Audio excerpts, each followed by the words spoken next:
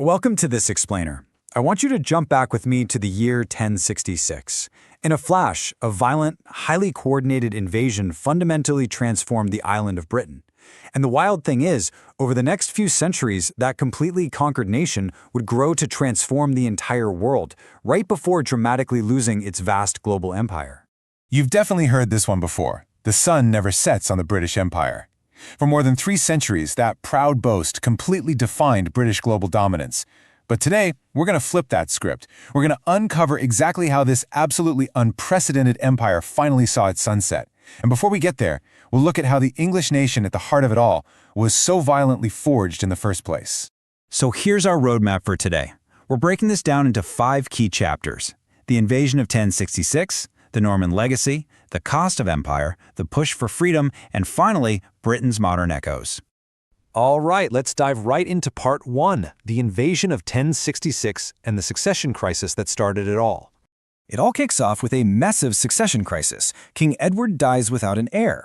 Harold Godwinson takes the English crown. But across the water, William of Normandy says, "No way, that's actually mine."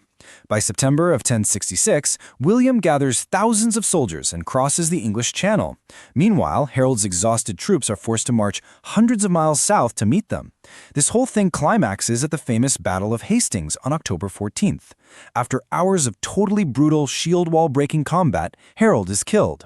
William secures the ultimate victory, and this wraps up with a Christmas Day coronation that literally ends Anglo Saxon England forever. Moving right along to Section 2, the Norman legacy and the Conqueror's blueprint. So how do you actually hold on to a country you just violently conquered? Well, William introduced a brilliantly strict top-down feudal system. Think of it like a pyramid of power. The king claimed ownership of all the land and then handed parcels of it out to his loyal nobles. In return, those nobles owed him total military service. It was a masterclass in strict control that permanently centralized William's power and completely rewired the social fabric of the country. William practically put his new kingdom under lock and key. He used physical might and some serious, unprecedented bureaucracy. The Normans went on a building spree, throwing up massive stone castles across the landscape, including the legendary Tower of London, just to intimidate and control the locals. But in 1086, he goes a step further and commissions the Domesday Book. This was a massive, highly detailed survey of absolutely all land and wealth, designed solely to maximize tax collection. A quick fun fact here, ordinary folks actually nicknamed it Domesday because its decisions on your property were as final and completely unalterable as Judgment Day. Now, the Norman Conquest didn't just change laws and architecture. It actually changed the very words coming out of people's mouths. Almost overnight, you have this stark linguistic divide. The royal court and the new nobility are all speaking French, while the ordinary people down the road are still speaking Old English. But these languages didn't stay in their separate corners forever. Over centuries, this intense cultural clash blended together, creating the exact foundation of the modern English language we're using to communicate right now. Which brings us to Section 3, the cost of empire and the heavy weight of the 20th century. Let's fast forward over 800 years. That exact same nation, forged by a single invasion, had morphed into the largest empire in human history. I want you to really think about this scale. At its absolute peak, Britain ruled nearly a quarter of the world's landmass and a quarter of its population. That is 1 in 4 people on Earth. It was an absolute logistical and financial behemoth, which makes the sheer scale of its impending collapse all the more dramatic. To put it into perspective, before the World Wars, Britain was constantly expanding.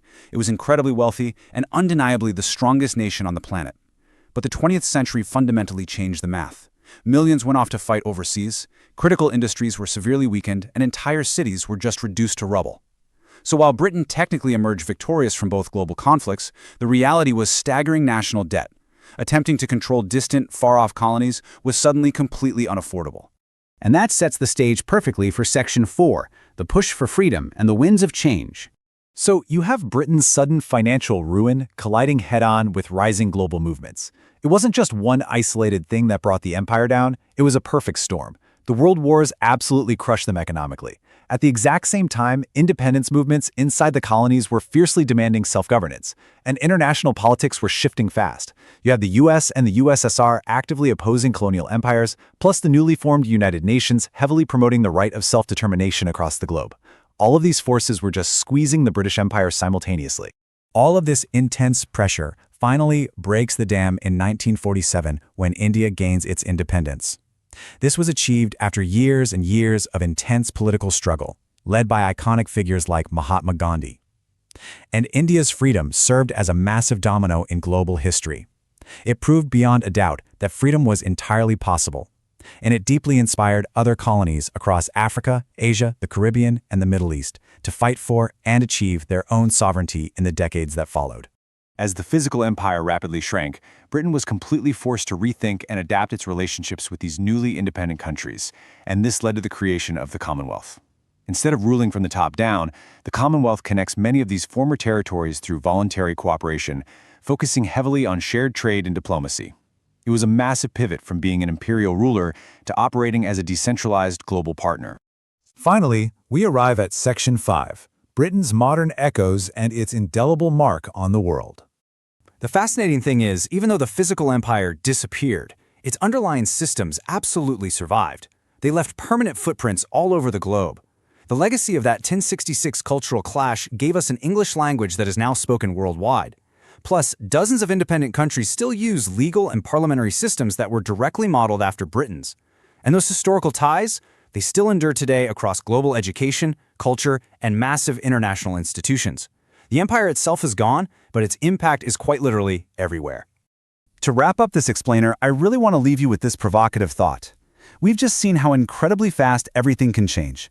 A powerful nation can be forged by a single, unexpected invasion, and an empire that controlled a quarter of the earth can be almost entirely dissolved in just a few short decades thanks to debt and a unified push for freedom. History proves to us over and over that global power is incredibly fragile. So, when we look around at our modern world, we have to ask ourselves, what political, economic, or social forces are silently rising or falling, shaping the superpowers of our world right now? Thank you so much for joining me today, and keep